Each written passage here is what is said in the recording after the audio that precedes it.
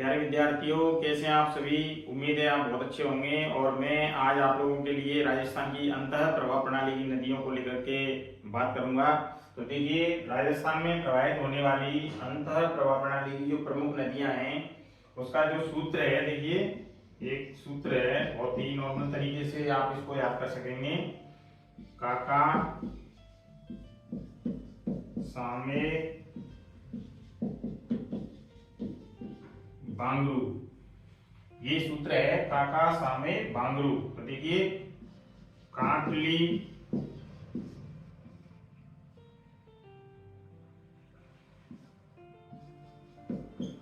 काटनेर, सावी, Mentha,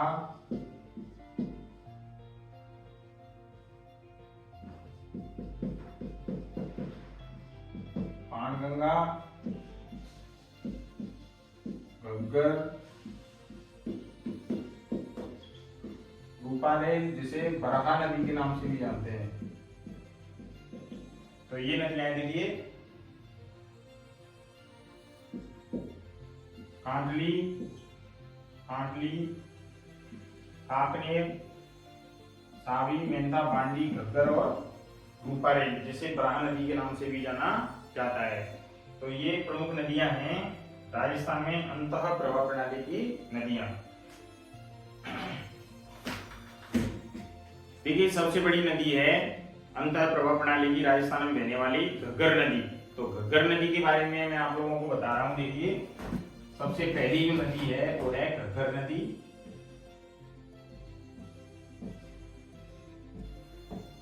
Ghaggar नदी सबसे पहले हम लोग बात करेंगे कि ये जो नदी है, इस नदी का उद्गम कहां से हुआ। घग्गर नदी का जो है उद्गम कहां से हुआ, और यह नदी अन्य किन किन उपनामों से भी जानी जाती है। राजस्थान में बहने वाली जो है सबसे बड़ी नदी मानी जाती है। तो देखिए, शिवालिक पहाड़ियों से निकलने वाली एकमात्र नदी के रूप में इसकी पहचान है। तो इसमें इसका जो उद्गम है वो है कालका पहाड़ी, कालका पहाड़ी। इसको कई बार कालका हिल्स भी कहते हैं। कालका हिल्स इस नाम से भी आता है क्योंकि हिल्स इसका हिंदी रूपांतरण है। हिल्स का पहाड़ी जो है हिंदी रूपांतरण है। कालका हिल्स ये पड़ता है हिमाचल प्रदेश में। तो यहाँ से जो है घग्गर नदी का उद्गम होता है। और यह जो अपवाह क्षेत्र यदि इसका देखा जाए, अपवाह क्षेत्र यदि देखा जाए तो राजस्थान में हनुमानगढ़, हनुमानगढ़ और दूसरा है श्री गंगानगर, श्री गंगानगर। इन दो जिलों में जो है इसका अपवाह क्षेत्र माना जाता है। इसके अलावा इसे अंतरराष्ट्रीय अंतर प्रवाह प्रणाली की नदी भी कहते हैं, क्योंकि पाकिस्तान में जो पोर्ट अब्बास है वहां पे इसका एंड हो जाता है। और पाकिस्तान में भी ये नदी बहती है, जिसे हकरा के नाम से जाना जाता है। पाकिस्तान में जो है इस नदी को कहते हैं हकरा, और इसका जो एंड होता है वो होता है पोर्ट अब्बास जगह है, वहां पे जाकर के जो है इसका एंड होता है। इस कारण से इसे अंतरराष्ट्रीय नदी के रूप में भी, अंतरराष्ट्रीय नदी, अंतरराष्ट्रीय नदी जो अंतः प्रवाह प्रणाली की अंतरराष्ट्रीय नदी है उसके रूप में भी इसको पहचाना जाता है। चलिए आगे बढ़ते हैं। कौन से इसके इसके देखिए उपनाम हैं। इसको हम लोग जो है सरस्वती नदी भी कहते हैं, सरस्वती नदी के रूप में भी इसको जानते हैं, उपनाम से जानते हैं। दूसरा है इसका मृत नदी, इसको मृत नदी भी कहते हैं, सरस्वती नदी भी कहते हैं, मृत नदी भी कहते हैं। और एक है दृशद्वती, दृशद्वती इस नाम से भी जो है इस घग्गर नदी को जाना जाता है। इसके बाद में इसका दूसरा नाम है सोता नदी, इसको सोता नदी के नाम से भी जानते हैं। ये सरस्वती नदी जो है इसका जो है प्राचीन नाम है, प्राचीनतम नाम है इसका सरस्वती नदी। तो घग्गर नदी जो है यह शिवालिक पहाड़ियां हैं हिमाचल प्रदेश में, हिमालय से बहने वाली एकमात्र अंतर प्रवाह प्रणाली की नदी है जो राजस्थान में बहती है, वो घग्गर नदी है।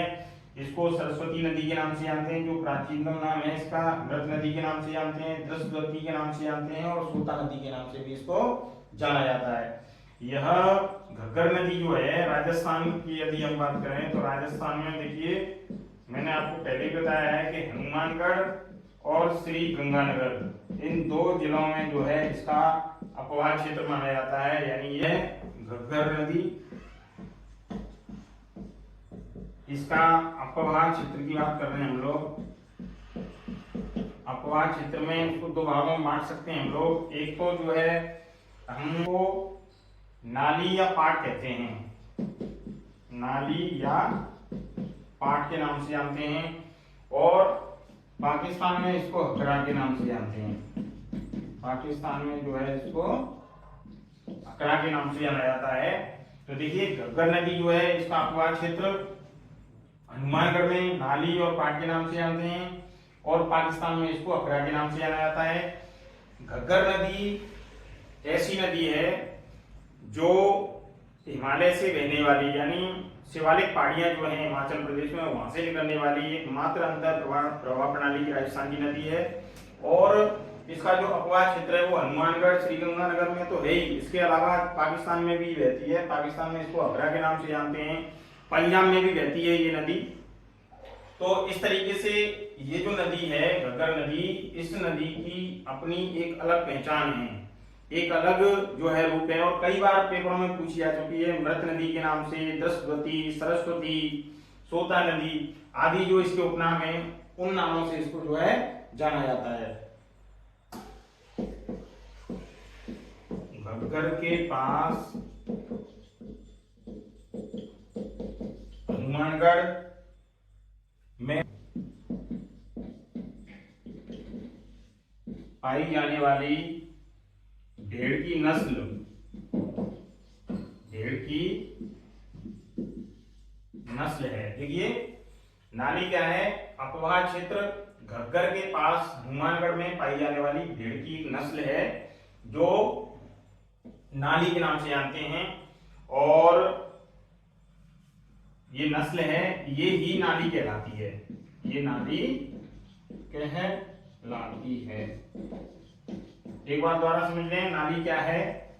देखिए घग्गर नदी का जो अपवाह क्षेत्र है, उस अपवाह क्षेत्र में घग्गर के पास हनुमानगढ़ में पाई जाने वाली जो भेड़ की नस्ल है, और वह नस्ल जो है नाली के नाम से जानी जाती है, यानी नाली कहलाती है। इसके बाद में हम लोग आगे बढ़ते हैं। घग्गर राजस्थान की एकमात्र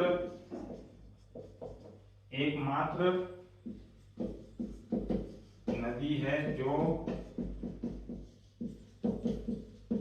हिमालय से, देखिए अंतर प्रवाह प्रणाली की जितनी भी नदियां हैं राजस्थान में बहने वाली, उन नदियों में जो है अंतर प्रवाह प्रणाली की नदियों में घग्गर नदी जो है वो राजस्थान की एकमात्र नदी है जो हिमालय से आती है। इसके बाद में घग्गर नदी देश एवं राजस्थान की सबसे लंबी, घग्गर नदी देश एवं राजस्थान की अंतः प्रवाह प्रणाली की सबसे लंबी नदी, द्वारा देख लें, घग्गर नदी देश एवं राजस्थान की अंतः प्रवाह प्रणाली की सबसे लंबी नदी मानी जाती है। यानी अंतः प्रवाह प्रणाली की नदियों की यदि हम बात करें तो अंतः प्रवाह प्रणाली की नदियों में घग्गर नदी देश और राजस्थान दोनों की सबसे लंबी नदी के रूप में जानी जाती है। देश और राजस्थान में बहने वाली नदी तो है ही, साथ ही ये पाकिस्तान में जो है हकरा के नाम से जानी जाती है, और पाकिस्तान में जो फोर्ट अब्बास है घग्गर नदी का अंतिम जो है, घग्गर नदी का अंतिम स्थान ये जो है फोर्ट अब्बास है। फोर्ट अब्बास जो पाकिस्तान में पड़ता है। तो घग्गर नदी को हम लोग जो है अंतः प्रवाह प्रणाली की, अंतः प्रवाह प्रणाली की अंतरराष्ट्रीय नदी इसके रूप में भी इसको जो है जानते हैं। और पाकिस्तान में इस नदी को जो है घग्गर नदी का जो नाम है, अंतिम स्थान है इसका फोर्ट अब्बास, पाकिस्तान में इसको हम लोग जो है जानते हैं वो हकरा के नाम से जानते हैं। तो अंतः प्रवाह प्रणाली की अंतरराष्ट्रीय नदी के रूप में भी घग्गर नदी को पहचाना जाता है। अब हम लोग दूसरी नदी की बात करेंगे, कांतली नदी। कांतली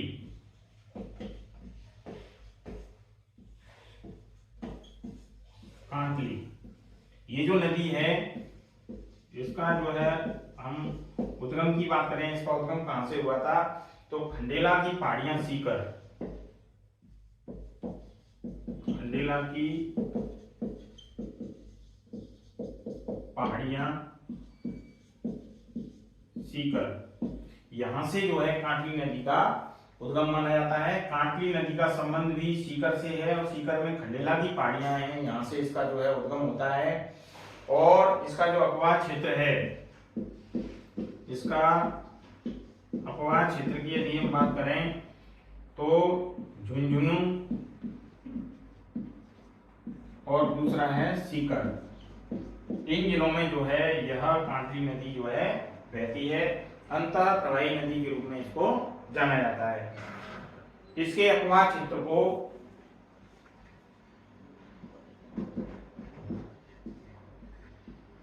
कांटली नदी का अपवाह क्षेत्र, अपवाह क्षेत्र जो है इसको कहते हैं हम लोग तोरावाटी। तोरावाटी के नाम से जो है कांटली नदी का अपवाह क्षेत्र जो है इसको जाना जाता है। तो अपवाह नदी का जो अपवाह क्षेत्र है, कांटली नदी का अपवाह क्षेत्र है, उसको तोरावाटी के नाम से जानते हैं। तो ये भी आप लोग याद रखेंगे, कई बार जो है ये पेपर में पूछ लिया जाता है। कांटली नदी राजस्थान की सबसे लंबी अंतः प्रवाही नदी है, अंतः प्रवाही नदी है। तो कांतली नदी को राजस्थान की सबसे लंबी अंतः प्रवाही नदी के रूप में जाना जाता है। कांटली नदी है ये 100 किलोमीटर लंबी है और अंतः प्रवाह प्रणाली की सबसे लंबी नदी, सबसे लंबी नदी जो है इसको माना जाता है। और खंडेला की पहाड़ियां जो है सीकर, वहां से इसका जो है उद्गम हुआ है। इसके बाद में सावी नदी, अगली नदी की हम बात करेंगे। इसका दूसरा नाम है नजफगढ़ का नाला, नजफगढ़ का नाला। तो सावी नदी जो है, इस सावी नदी को नजफगढ़ का नाला भी, इसका जो उद्गम माना जाता है वो है सेवर हिल्स, ये पड़ती हैं जयपुर में। सेवर हिल्स जयपुर में जो है सावी नदी का उद्गम माना जाता है, जिसे हम लोग नजफगढ़ का नाला भी कहते हैं। और जयपुर और अलवर इसके अपवाह क्षेत्र माने जाते हैं। इसके जो अपवाह क्षेत्र हैं उनमें जयपुर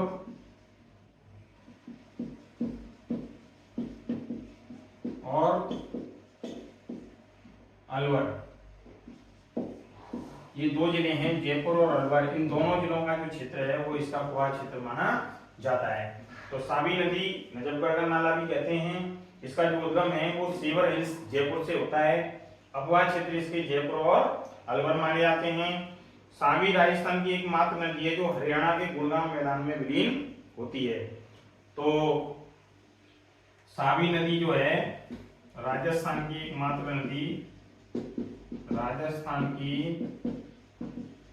एकमात्र नदी है जो गुड़गांव, जो हरियाणा के गुड़गांव में, जो हरियाणा के गुड़गांव में विलीन होती है। तो देखिए राजस्थान की एकमात्र नदी है जो हरियाणा के गुड़गांव में विलीन होती है और इसका उद्गम जो है सेवर हिल्स जयपुर से माना जाता है। उपवा क्षेत्र जयपुर और अलवर में है और सावी नदी को नजफगढ़ का नाला के नाम से भी जानते हैं। सावी नदी के किनारे पर ही जोधपुरा जयपुर जो सभ्यता है यह संबंधित है और जहां से हाथी दांत के अवशेष मिले हैं, यहीं से जो है हाथी दांत के अवशेष मिले हैं, अवशेष मिले हैं। क्योंकि देखिए कोई ना कोई नदी जो है किसी न किसी सभ्यता से संबंध रखती है और कोई ना कोई सभ्यता किसी न किसी नदी से संबंध रखती है।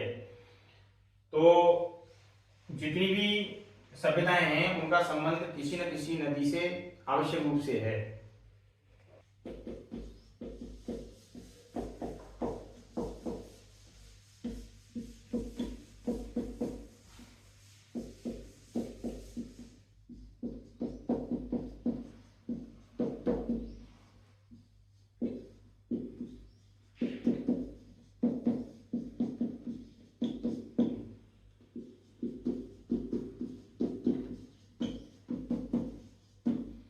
देखिए ये सूत्र है एक तरीके से कि कोई ना कोई नदी किसी न किसी सभ्यता से संबंध रखती है और कोई ना कोई सभ्यता जो है वो किसी न किसी नदी से संबंध रखती है।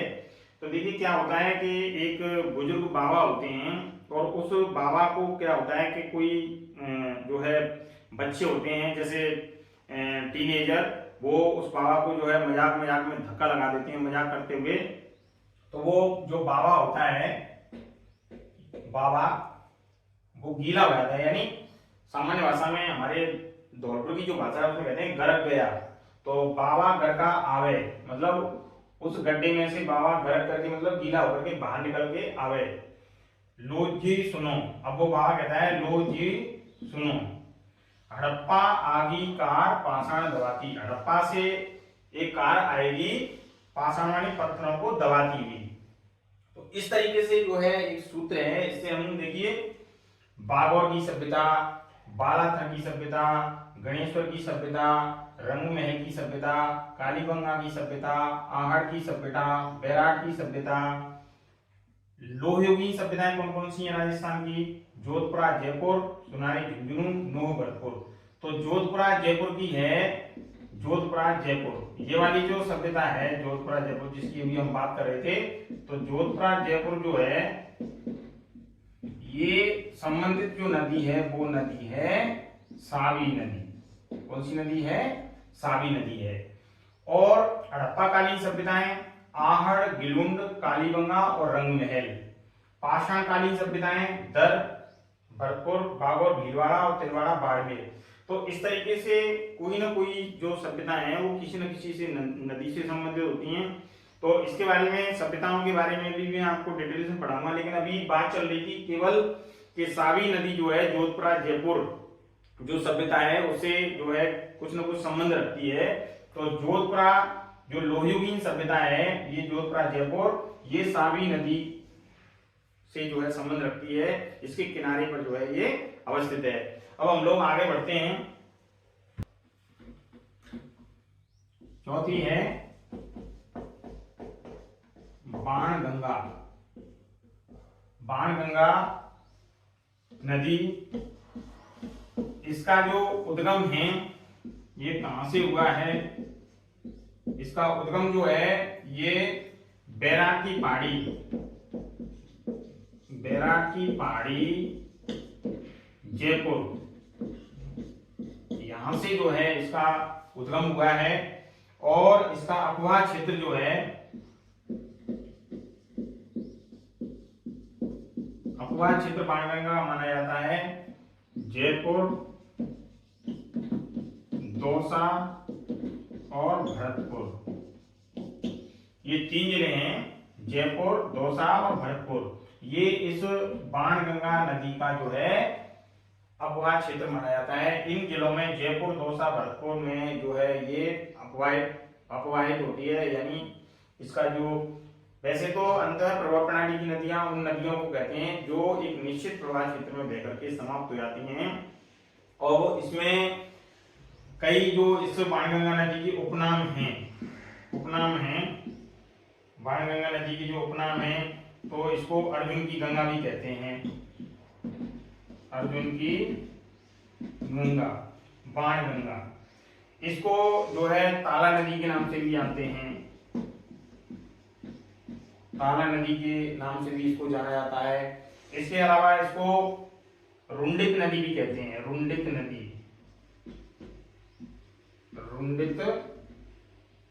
नदी के नाम से भी जो है इसको जाना जाता है। अर्जुन की गंगा, बाणगंगा, ताला नदी बाणगंगा का उपनाम, और रुंडित नदी ये भी बाणगंगा नदी का उपनाम है। तो इसके जो है ये उपनाम है नदी की बांध परियोजनाएं।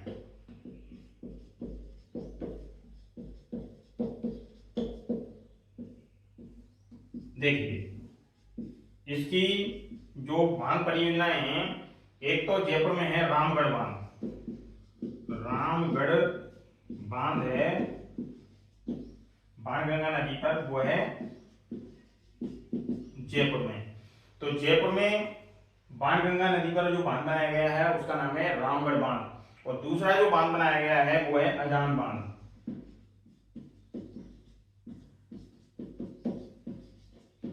एक अजान बांध बनाया गया है, और ये अजान बांध बनाया गया है भरतपुर, केवलादेव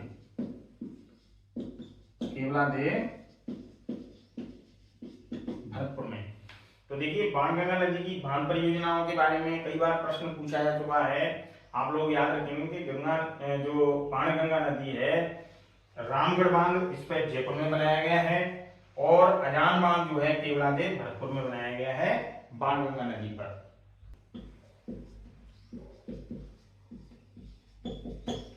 अजान बांध से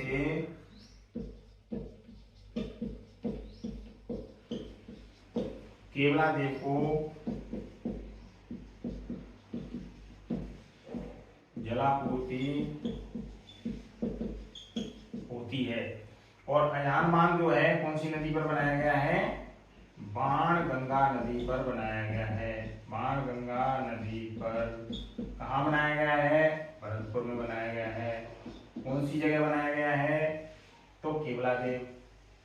इसको जलापूर्ति होती है अजान बांध से, तो ये अच्छे से जो है याद रखना है। किसे कहते हैं? वह सहायक नदी जो मुख्य नदी में गिरने से पहले ही समाप्त हो जाती है। वह नदी जो मुख्य नदी में गिरने से पहले ही समाप्त हो जाती है उसे हम कहते हैं रुंडित नदी। तो रुंडित नदी जो है सन 2012 में इसको रुंडित नदी का दर्जा दिया गया बाणगंगा नदी को। बाणगंगा नदी जो है बैराग की पहाड़ियां जयपुर से इसका उद्गम होता है, और इसके जो अपवाह क्षेत्र माने जाते हैं जयपुर, दौसा और भरतपुर। उपनाम इसका अर्जुन की गंगा, ताला नदी और रुंडित नदी, ये इसके जो है उपनाम है। अब देखिए अजान बांध में ये जो है इसको भी हम लोग याद रखेंगे कि अजान बांध में पानी की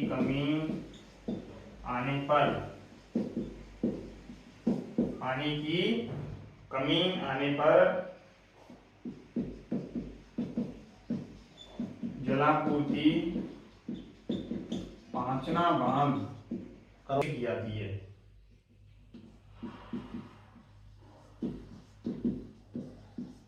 गंभीर नदी से की जाती है।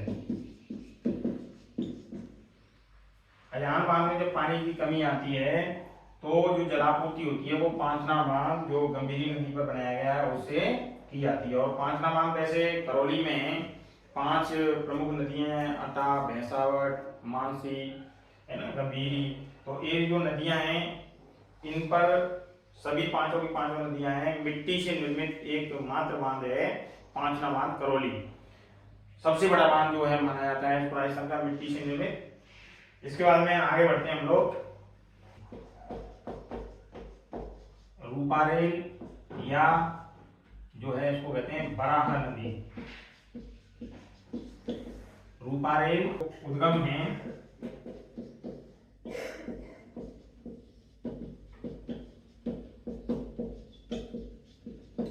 उदयनाथ हिल्स। यहाँ झील जो है मोती झील भरतपुर की एक मीठे पानी की झील है। मोती झील भरतपुर की एक मीठे पानी की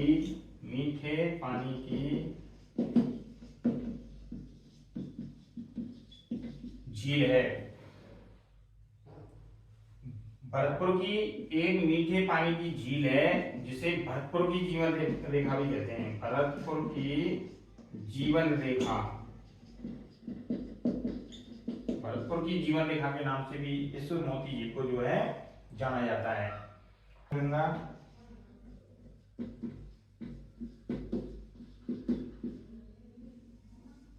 सुजान जो झील है मोती झील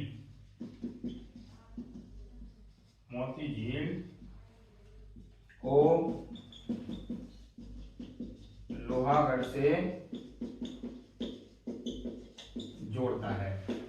तो देखिए सुजान गंगा एक नहर है एक तरीके से, और जो लोहागढ़ है, लोहागढ़ के जो है चारों ओर ये फैली हुई है और एक तरीके से चैनल का काम करती है। जो मोती झील है उसको लोहागढ़ से जोड़ती है एक तरीके से। अब चलिए आगे। या काकनेर इस नदी का जो है स्थानीय जो नाम है इसका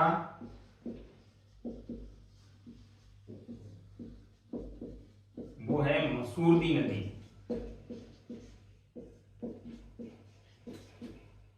मसूरदी है। तो काकनी नदी जो है ये स्थानीय नाम, इसको मसूरदी नदी भी कहते हैं, कई बार पूछा गया है। उद्गम इसका कोटड़ी गांव जैसलमेर से होता है। और एक झील है भुज झील जो जैसलमेर में स्थित है। तो ये काक नदी पर स्थित है। जैसलमेर में भुज झील, जैसलमेर में काक नदी पर स्थित है। तो देखिए जैसलमेर में ज्यादातर जैसलमेर बाड़मेर उस साइड में जो है खारी झीलें ज्यादा पाई जाती हैं। तो जैसलमेर में काक नदी पर स्थित जो है भुज झील जो है एकमात्र मीठे पानी की झील है। तो मीठे पानी की झील जो है भुज झील जैसलमेर में है, जो हमें याद रखनी है। वैसे तो मीठे पानी की झीलों में जयसमंद, राजसमंद, पिछोला, आना सागर, सिलीसेड, उदय सागर, फतेह सागर, कायलाना, कोलायत, कोय सागर, नक्की झील, भोपाल सागर, बाल समंद, अमर सागर, स्वरूप सागर, तालाब शाही, गेव सागर, गजनीर, गलताजी, नवलक्का, इस प्रकार से कई सारी हैं जो मीठे पानी की हैं। लेकिन भुज झील जो है ये जैसलमेर में काक नदी पर स्थित है और इसमें एकमात्र मीठे पानी की जो है झील के रूप में इसकी जो है पहचान है। अब चलते हैं हम लोग आगे। सांभर में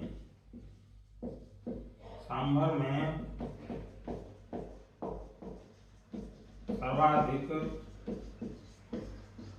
लवणीयता लाने वाली जो नदी है वो है मेंथा। क्या नाम है? मेंथा। इसको कई बार मेढ़ा ये शब्द भी जो है आ जाता है लिखा हुआ। लेकिन मेंथा जो है अक्सर कर आता है। तो मेंथा नदी जो है सांभर में सर्वाधिक लवणीयता लाने वाली नदी है, और मेंथा नदी जो है वह नदी अंतः प्रवाही है, अंतः प्रवाह क्रम की नदी है, अंतः प्रवाह प्रणाली की नदी है, और सांभर में सर्वाधिक जो लवणीयता लाने वाली नदी है इसके रूप में इसको पहचाना जाता है। एक जो है